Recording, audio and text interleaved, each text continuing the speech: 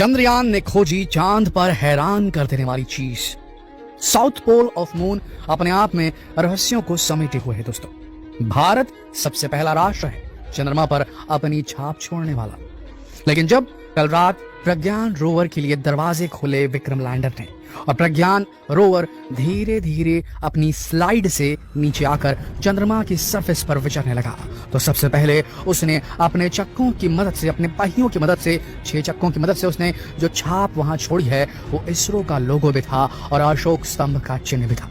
जहां जहां जाएगा ये रोवर वहां वहां ये चिन्ह बनता चला जाएगा और हमेशा हमेशा के लिए चंद्रमा के इतिहास में billions and billions of years तक भारत की ये छाप चंद्रमा पर छूटी रही दोस्तों।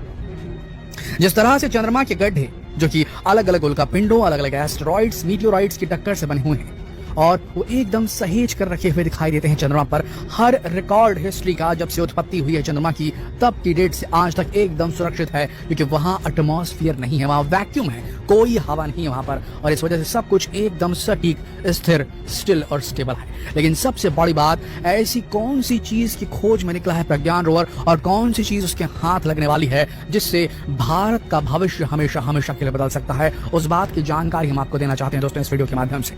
सबसे पहली चीज वहां जो मिलने की 101% चांसेस है और बहुतायत में अगर मिला तो ये भारत के लिए जबरदस्त इंफॉर्मेशन हो सकती है। उसके बाद या तो भारत किसी दूसरे एडवांस कंट्री के साथ में जो है एक कोलैबोरेशन करे वहां खनन करने के लिए, या तो खुद ही कोई मिशन भेजकर काम शुरू करे। अब वो पहली चीज है सिलिकॉन। जी हाँ दोस्तों, ये सिलिकॉन वेफर्स और सिलिकॉन चिप्स ही होती हैं जो आज की तारीख में क्वांटम कंप्यूटर्स तक को ऑपरेट करने के लिए जरूरी होती हैं। जो नॉर्मल कंप्यूटर्स उनमें सिलिकॉन चिप तो लगती है, सेमीकंडक्टर बनाने के लिए सिलिकॉन कितना महत्वपूर्ण है हम सब जानते हैं और आने वाले वक्त में ये इसकी जो शॉर्टेज है वो धरती पर हो सकती है। सिलिकॉन एक बेहतरीन चीज है सेमीकंडक्टर बनाने के लिए और इसकी बेहद जरूरत है धरती पर। ये एक ऐसी चीज है जो 101% वहां मिलने ही वाली है जो प्रज्ञान खोजेगा, क्योंकि वो इलाका जो साउथ पोल का है वहां पर कुछ वैल्यूबल चीजों का कंसंट्रेशन ज्यादा मात्रा में। देखिए सिलिकॉन जो है वो धरती पर भी मौजूद है लेकिन बहुत कम मात्रा में इधर उधर स्कैटर्ड है, छितराया हुआ है।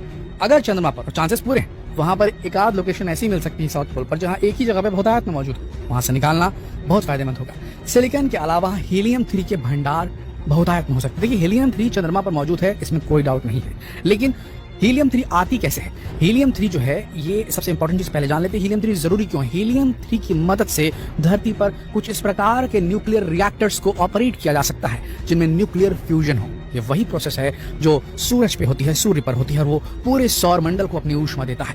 वो रिएक्शन कंट्रोल करने के लिए, न्यूक्लियर फ्यूजन रिएक्शन को कंट्रोल करने के लिए हमें चाहिए हीलियम 3 जो कि चंद्रमा पर बहुतायत में मौजूद है और ये भारत को अकूत एनर्जी का भंडार दे सकता है। एक ऐसी एनर्जी जो almost near to green energy होगी जिसमें कोई हार्मफुल गैसेस, कोई हार्मफुल न्यूक्लियर वेस्ट निकलने की कोई गुंजाइश नहीं होगी और यही भविष्य है आने वाले पीढ़ी का एनर्जी के लिए।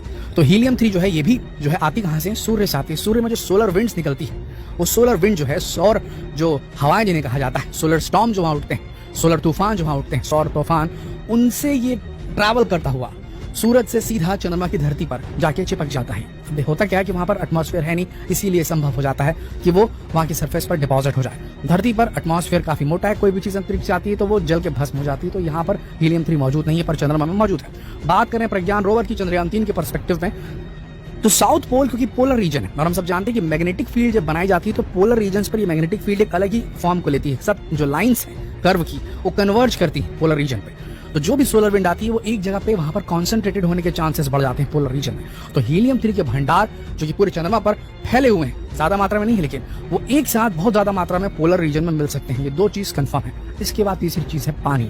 इन तीनों चीजों के अलावा टाइटेनियम, गोल्ड और सिल्वर भी मिल सकता है। तो इंतजार चल रहा है। आपको बता दें प्रज्ञान रोवर 1 सेकंड में 1 सेंटीमीटर मूव करेगा और विक्रम लैंडर के आधा किलोमीटर के रेडियस में वो ऑपरेट करेगा, समझ रहे हैं? और आधा किलो के रेडियस में जो ऑपरेट करेगा वहां बहुत सारी चीजें मिलने की गुंजाइश है। 14 दिनों तक एक छोटे से इलाके का वो सर्वे करेगा। अपने आप में एक वैज्ञानिक है, वो एक चलती फिरती लैबोरेटरी है, सिर्फ फोटो खींचने वाला फोटोग्राफर नहीं है दोस्तों। तो बहुत सारी इन्फॉर्मेशन आएगी। हम सबसे पहले